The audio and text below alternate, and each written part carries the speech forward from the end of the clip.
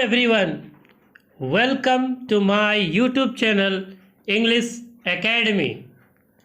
आज हम बात करेंगे क्लास 10th की अंग्रेजी टेक्स्ट बुक पैनोरामा पार्ट 2 के चैप्टर 2 पर, जिसका नाम है मी एंड द इकोलॉजी बिट। हाँ, क्या? मी एंड द इकोलॉजी बिट, यानी मैं और पारिस्थितिकी तंत्र, जिसे लिखा है जॉन लेक्साउ नाम की लेखिका ने। यह एक सटायरिकल स्टोरी है। सटायर का अर्थ है व्यंग, जहां हंसी मजाक वाली कहानी गंभीर समस्या का वर्णन करती हो। यहाँ लेखिका ने कहा है इकोलॉजी, जो शब्द दिया है उसका अर्थ है पारिस्थितिकी, यानी पर्यावरण में जानवरों, इंसानों, पक्षियों, पेड़ पौधों इत्यादि का एक दूसरे का रिश्ता और जीने का ढंग। इकोलॉजी बीट से लेखिका का अर्थ है हर इंसान को पारिस्थितिकी और पर्यावरण की रक्षा करने के लिए अपने हिस्से का जो काम करना है वह, यानी उसके लिए जो भी आप मैकेनिज्म लगाएं वो, यानी तंत्र। अब बात करते हैं इकोलॉजी को फिर एक दूसरे नजरिए से। उसका अर्थ है the science deals with the relationship between living things and the environmental is called ecology, यानी वह विज्ञान जो जीवित चीजों और पर्यावरण के बीच के संबंध को बताता है वह इकोलॉजी कहलाता है। जॉन लेक्साउस present relation me and the ecology bit brings out how the issue of preserving environment and saving ecology is everybody concerned and difficult to solve, यानी जॉन लेक्साउ द्वारा प्रस्तुत पाठ मी एंड द इकोलॉजी बिट बताता है कि पर्यावरण संरक्षण और पारिस्थितिकी सुरक्षा का विषय किस प्रकार हम सभी लोगों की चिंता का विषय है।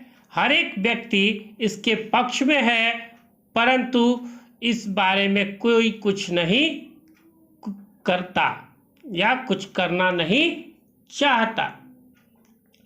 Preaching about ecology is easy, but it is difficult to abide by the rules of ecology preservation। पारिस्थितिकी सुरक्षा पर उपदेश देना आसान है, परंतु सुरक्षा के लिए नियमों को मानना कठिन है। आइए यहाँ कुछ कठिन शब्द हैं जिसके अर्थों को हम देख लेते हैं। जैसे प्रिजर्विंग का अर्थ होता है रक्षा करना। तब है इन्वायरमेंट का अर्थ है पर्यावरण। तब है प्रीचिंग, इसका अर्थ हुआ उपदेश। एबाइड का अर्थ हुआ मानना। रूल्स का अर्थ हुआ कानून या नियम। यहाँ इस कहानी में लेखिका ने एक कैरेक्टर को प्रोड्यूस किया है जिसका नाम है जिम ए प्रोटैगोनिस्ट, यानी यह इस कहानी का नायक है। नरेटर ऑफ द स्टोरी, यानी इस कहानी का वह कथावाचक है। डिस्ट्रीब्यूट्स न्यूज़पेपर, वो करता क्या है? तो वो अखबार बांटता है। और ये पूरी कहानी घूमती है, वो 3 लोगों के घर जाता है। एक मिस्टर विलियम के घर, दूसरा मिस ग्रीन्स हाउस यानी मिस ग्रीन के घर, तीसरा मिस्टर जॉनसन्स के घर पे। यहाँ कठिन शब्द है प्रोटैगोनिस्ट, जिसका अर्थ हुआ नायक, और दूसरा है नरेटर यानी कथावाचक। आइए अब कहानी की शुरुआत देखते हैं। कहानी की शुरुआत होती है कि sure it is hard to get people to work for ecology, यकीनन लोगों का पारिस्थितिकी के लिए काम करना कठिन है। Everybody is in favor of it, but nobody wants to do anything about it. सभी लोग पर्यावरण संरक्षण और पारिस्थितिकी सुरक्षा के पक्ष में हैं, परंतु कोई इस बारे में कुछ करना नहीं चाहता. At least I am doing something, going around telling people what they should do. कम से कम मैं कुछ कर रहा हूँ, लोगों को बता रहा हूँ कि उन्हें क्या करना चाहिए. But all I get is a lot of back talk. लेकिन उल्टे में लोगों से मुझे कुछ सुनने को मिलता है, उल्टा जवाब मिलता है. I have this paper route. मैं अखबार बांटता हूँ. My father had one when he was a kid, so he made me get one last year. मेरे पिताजी भी बचपन में ये काम करते थे, तो पिछले साल से उन्होंने मुझसे भी यह काम करवाना शुरू कर दिया. Between it and my homework, इस काम के और मेरे गृह कार्य के बीच, I hardly have time for playing ball and stuff. मुझे बहुत मुश्किल से गेंद तथा अन्य सामानों के साथ खेलने को मिल पाता है. Some days I get in only a few innings. कुछ दिनों से मुझे केवल कुछ ही पारियां खेलने को मिलती हैं. यहाँ कुछ कठिन शब्द है, जैसे एक है बैक टॉक. बैक टॉक का अर्थ हुआ उदंडता. यहाँ बैक टॉक जो कहानी में है उसका अर्थ हुआ कि उल्टे में कुछ कह देना, यानी उदंडता के साथ कुछ कह देना. स्टफ का अर्थ हुआ अन्य पदार्थ. जैसे किसी चीज़ को आप डिफाइन नहीं कर रहे, जैसे आपने कहा कि पेन और कोई चीज़, तो पेन के लिए तो आपने कह दिया, कलम के लिए पेन, अन्य कोई चीज़ों के लिए आप स्टफ, पेन एंड स्टफ सब कह सकते हैं. इसके बाद है but any how on Saturdays when I collect I put in a good work for ecology. यहाँ आई कलेक्ट दिया हुआ है, इसका अर्थ हुआ वह जब अखबार बांटता है तो वो पैसे वसूलता है. तो यही कहता है वो कि but any how on Saturdays when I collect I put in a good work for ecology. लेकिन किसी भी तरह जब मैं शनिवार को संग्रहित करने जाता हूँ, संग्रहित करने जाता हूँ मतलब पैसा संग्रहित करने, जैसे पेपर बांटता रहता है तो उसके लिए शनिवार को पैसा लेता है, तो मैं पारिस्थितिकी के लिए अच्छा काम करता हूँ.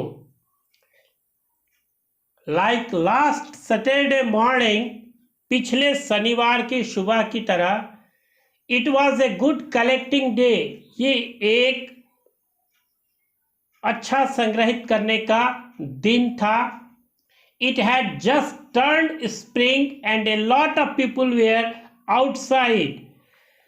यह बसंत हो गया था और बहुत सारे लोग बाहर थे. बसंत हो गया था का अर्थ यानी सर्दी के मौसम में धूप खिली हुई थी और सभी लोग बाहर घूम रहे थे. कलेक्ट का यहाँ कुछ कठिन शब्द है, उसको देख लीजिए. जैसे कलेक्ट, कलेक्ट का अर्थ हुआ संग्रहित करना. स्प्रिंग का अर्थ हुआ वसंत, जो ऋतु है, वसंत ऋतु वो. अब है gym at mister Williams house. Gym जब मिस्टर विलियम के घर पहुंचता है तो वहां से कहानी और शुरू होती है. कहता है I went to Mister Williams house. मैं मिस्टर विलियम के घर गया. एज यूजुअल यानी हमेशा की तरह. He tried to pretend he is not home. हमेशा की तरह उन्होंने प्रयास किया यह बहाना बनाने का कि वह घर पर नहीं है. But I see him burning leaves in the backyard. लेकिन मैंने उन्हें पत्तियों को जलाते, घर के पीछे पत्तियों को जलाते हुए देख लिया. सो ही इज स्टक. वो स्तब्ध रह गए, फंसे हुए रह गए कि हम तो बहाना बना रहे थे और इसने मुझे देख लिया. He pays me and I tell him. वो मुझे भुगतान करते हैं और मैं उनसे कहता हूँ you should not burn those leaves, आपको इन पत्तियों को नहीं जलाना चाहिए। इट्स बैड फॉर एयर, ये हवा के लिए खराब है। बैड इकोलॉजी, ये गलत पारिस्थितिकी है। You should make a compost pile like we do, आपको एक कूड़े का ढेर बनाना चाहिए जैसे हम लोग बनाते हैं। Put in the leaves garbage and stuff good for the garden, आपको उसमें पत्तियों, अन्य कचरों और अन्य सामानों को रखना चाहिए जो बागीचे के लिए अच्छा है। यहाँ कुछ कठिन शब्द हैं, उसको देख लेते हैं। जैसे है प्रिटेंड, प्रिटेंड का अर्थ हुआ बहाना करना। बर्निंग, बर्निंग का अर्थ हुआ जलाना। स्टक का अर्थ हुआ फंसा होना। गार्बेज का अर्थ हुआ कूड़ा या कचरा। कंपोस्ट का अर्थ हुआ कूड़े की खाद। ही डज नॉट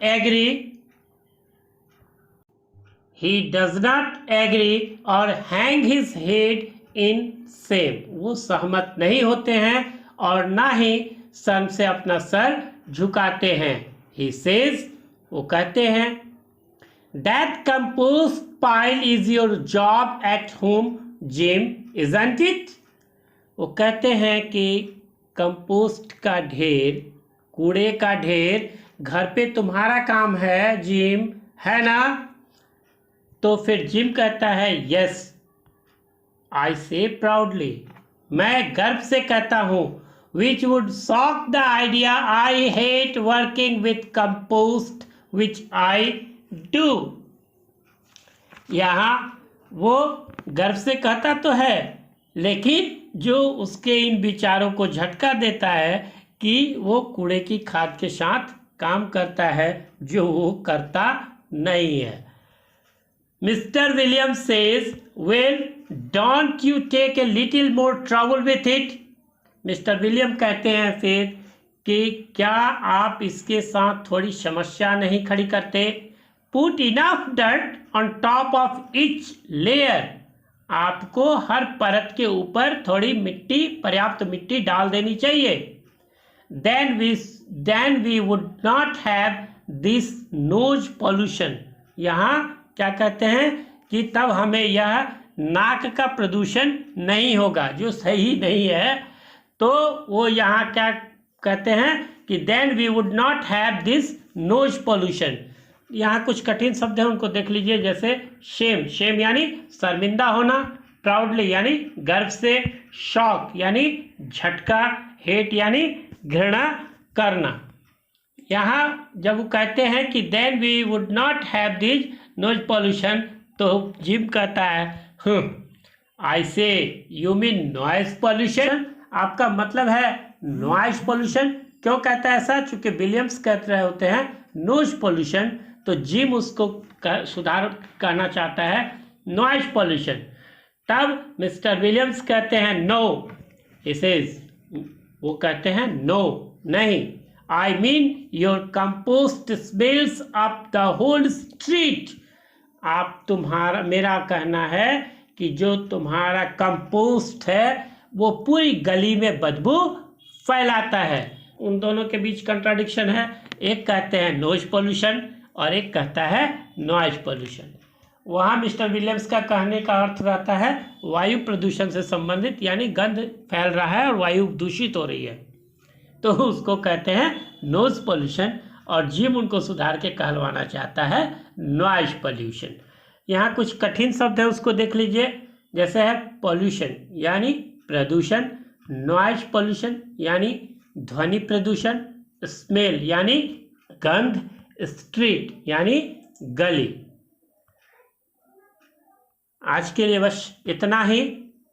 यदि आपको यह वीडियो पसंद आया है तो कृपया इसे लाइक करें। इसको दूसरे तक पहुंचाने में मेरी मदद करने के लिए आप इसे शेयर करें।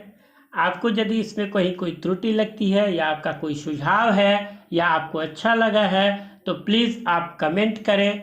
और यदि आपने अभी तक हमारे चैनल को सब्सक्राइब नहीं किया है तो प्लीज़ सब्सक्राइब करें और बेल आइकन को दबाएं इस पाठ के बाकी हिस्से अगले वीडियो में लेके आ रहा हूँ मैं।